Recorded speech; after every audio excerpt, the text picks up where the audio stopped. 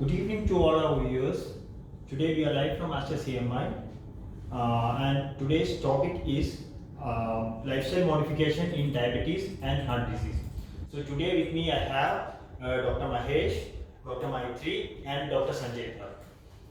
So usually lifestyle modification, we just think that when we are writing diet plus exercise, it becomes a lifestyle modification to all the patients. But ma'am, can you elaborate a little bit like what is lifestyle medicine or why is it so important? Yeah, lifestyle medicine is a subject in itself. It's a specialty which doctors can train and get specialized in because lifestyle is medicine in itself. When we make a diagnosis of diseases, especially like chronic diseases, which are caused due to bad lifestyle, and the diagnosis is made on certain parameters. For example, if it is diabetes, it's a sugar level cutoff. If it is heart disease, it's a blood pressure level cutoff. And when we are trying to treat these kind of diseases, we are using medications, be it statins or be it metformin, or that's the common practice.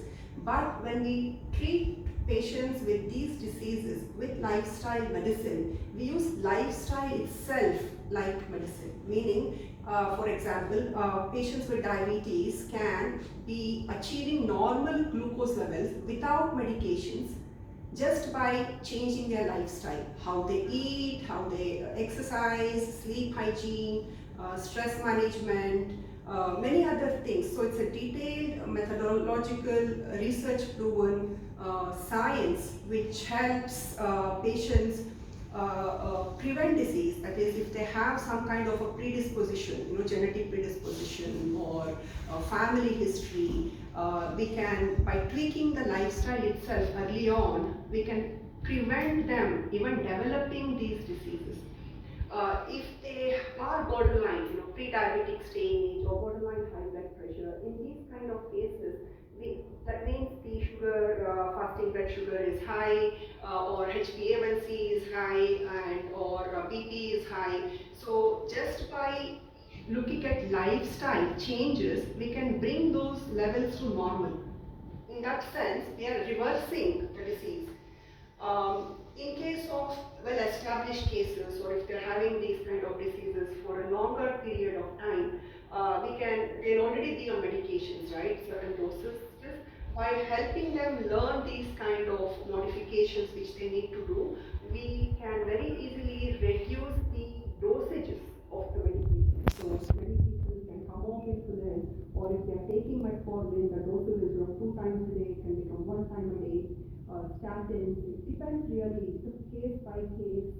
We look at the biometrics, the patient's blood test results, and physicians involved in interviewing them, understanding them, behavior counseling them, and they are taught all the skill sets which are needed to make these habit changes which happen over the course of time. And that is, in the true sense, lifestyle medicine. Sometimes the medicine is within us, and when by changing our habits and addressing the root cause, which is within us, making those transitions, we can sometimes prevent, sometimes reverse, and even reduce the medication usages in these kind of diseases. Okay. So the next question is for Dr. Sanjay Bhatt. So we see a lot of cardiac patients nowadays, sir. Especially even the younger population get different type of cardiac issues and all. So most of them will be like having a good lifestyle and all. But still, from the cardiac point of view, how does lifestyle modification helps? Or how does lifestyle medicines helps to prevent cardiac issues, or for the non-cardiac patients, how does it be of beneficial?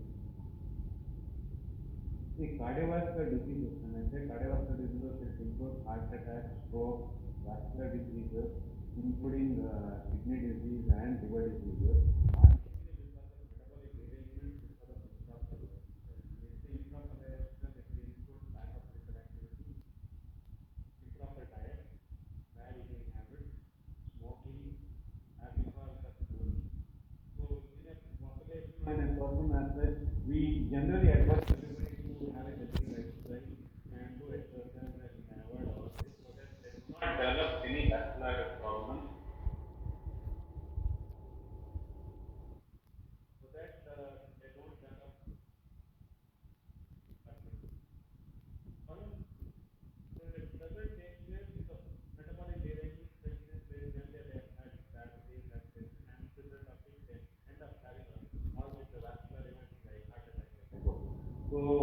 the treatment and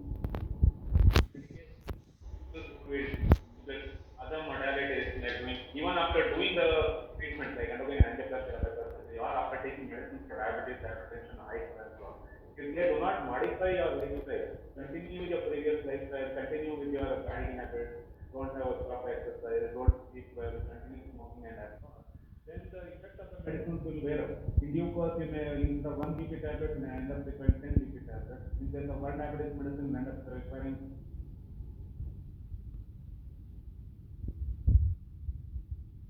And after undergoing angioplasty, they will have plasty, freedom bypass surgery is very fine.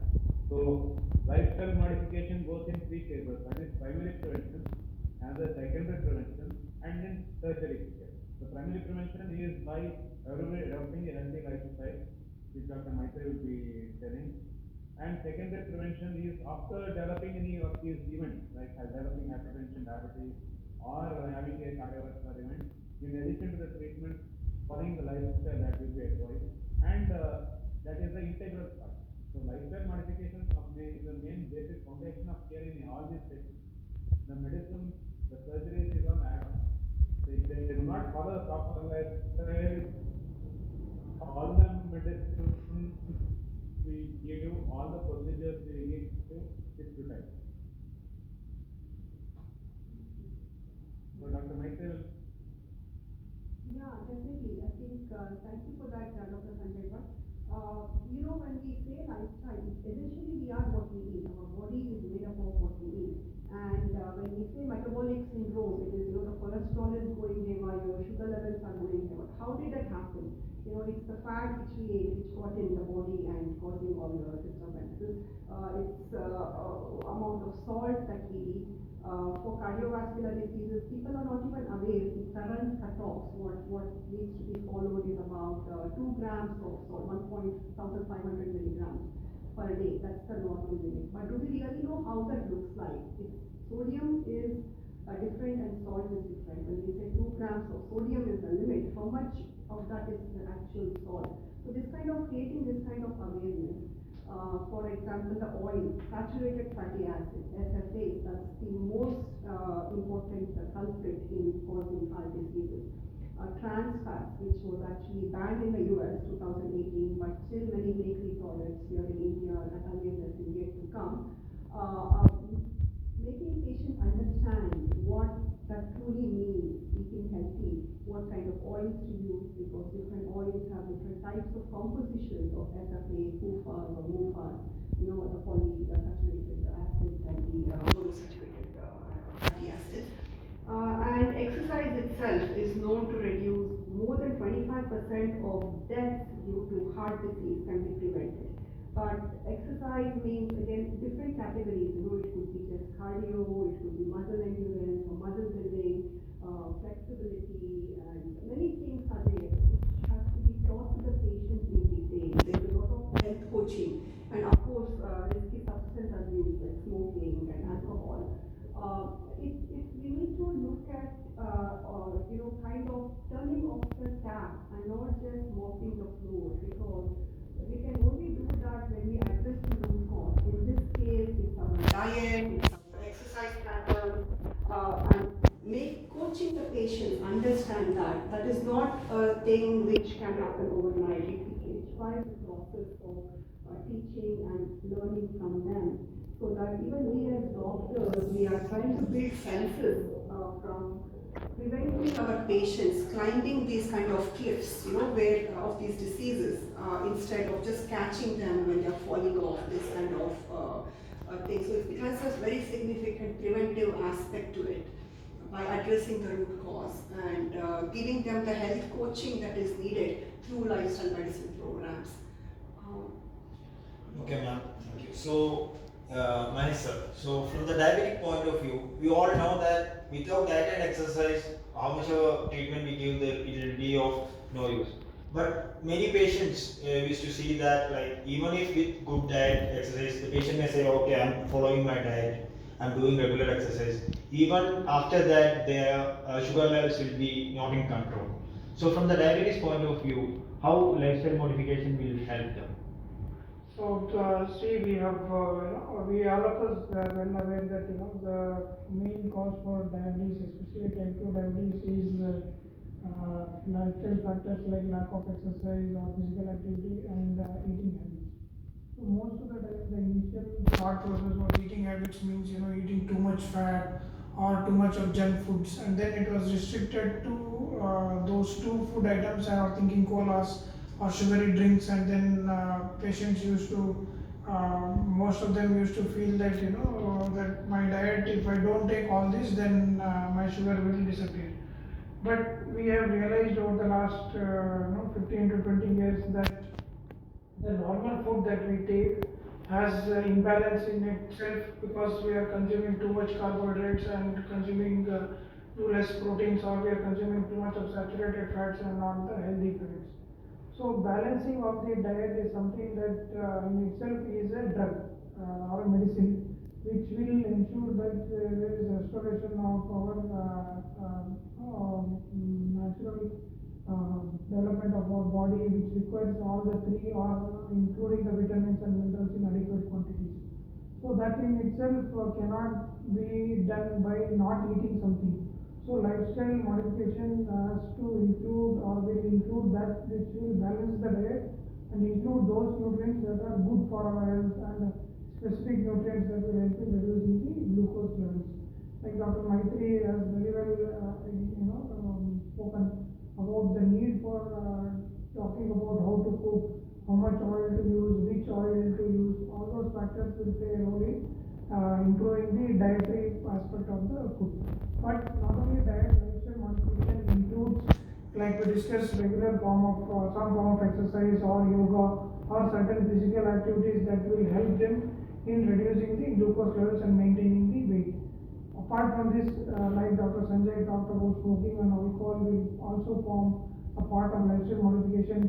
Sleeping habits, stress levels, when to eat, how much to eat, will all be a part of this medicine. So today we are using the term lifestyle medicine and not just lifestyle modification as a part and parcel of treatment. So to know more about the lifestyle medicine, we have with us Dr. Maitri, who has also written a book in this regard, and will also explain more about a program which will have details about how to go about this lifestyle medicine for not only diabetes but also other chronic diseases that we are facing today, and will go on increasing not only in the elderly patients but also in the youngsters. And I think Dr. Maitri is the best person to give us more details about this for diabetes and other chronic diseases. Yeah, sure. Actually, Dr. Mahesh, many people ask this common question. I'm controlling my diet, but still my sugar levels are not coming. So I think it's very important when you say what you think is healthy is not truly healthy. That maybe that is what you're thinking your plate is healthy. The concepts of calorie restriction, satiety index in the foods which you're eating, calorie density of the foods that you're eating, how to balance your plate, how much should be fiber, how much, that kind of conscious understanding, and especially for diabetics, so there are certain, there are concepts like glycemic load and glycemic index. Certain foods have high, medium and low glycemic index, so teaching that, or becoming aware of which foods to avoid and which foods to eat when. And even when you're eating high glycemic index foods, what you need to do, there are certain things you need to do to bring down the levels. It's going to spike. But irrespective of that, you can still do few more lifestyle things which can bring it down. So giving that kind of understanding and coaching is what the lifestyle medicine program is all about.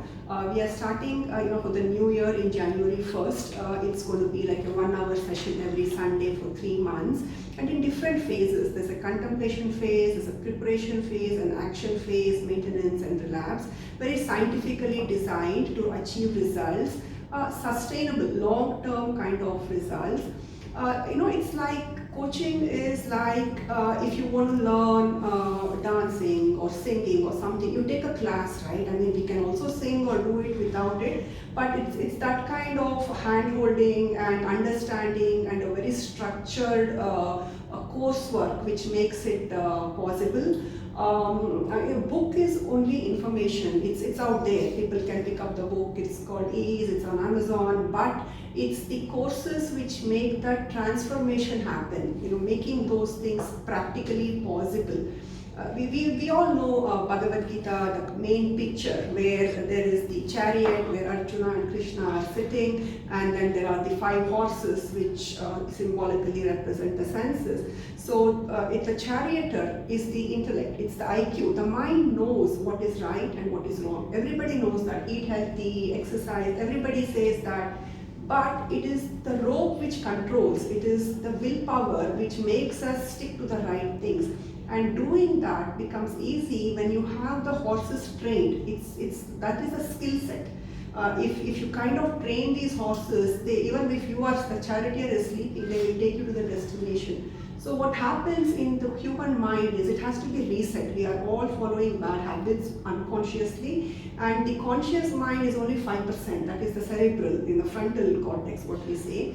And for these patterns to become subcortical or basal, that's strengthening those neurological pathways. That is habit forming. So you start doing it subconsciously.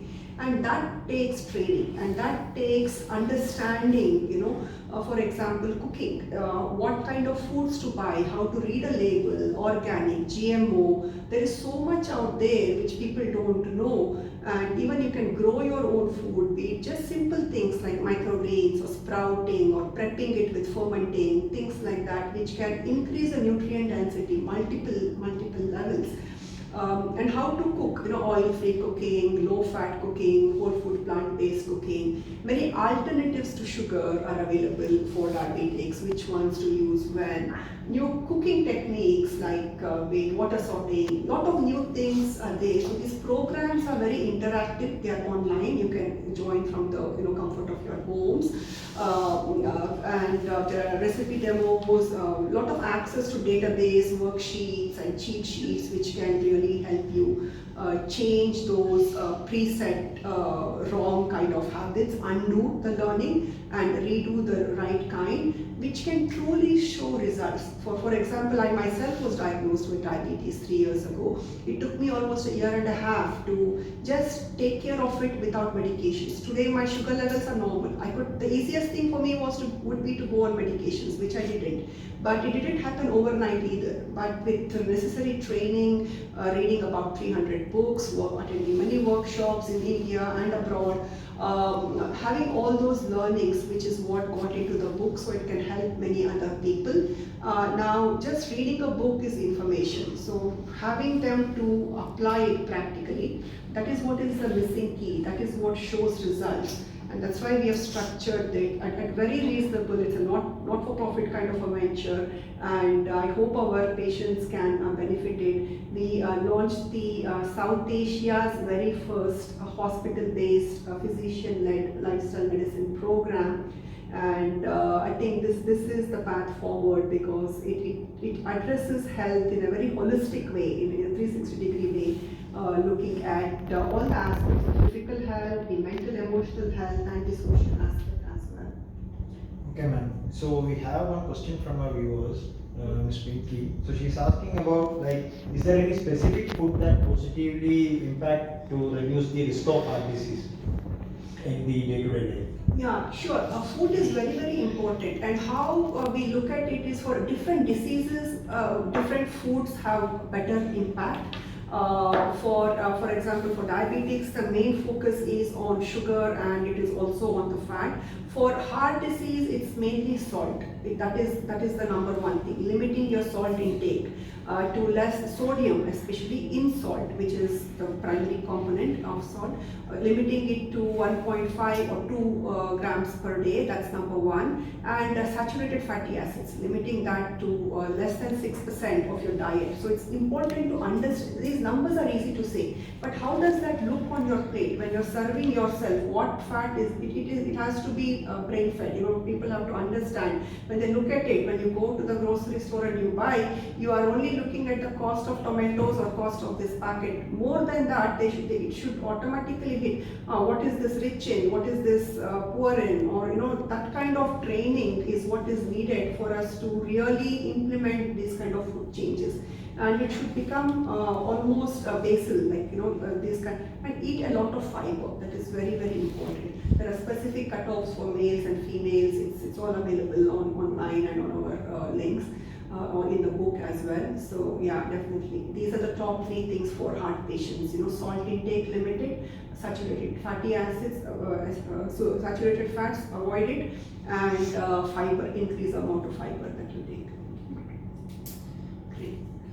Thank you for joining in. Hope we have cleared all your queries. So kindly drop in any doubts or queries you have, so we shall get back to you soon. I thank you, Dr. Mahesh, Dr. Maitri, and Dr. Sanjay sir for joining. Thank you, guys.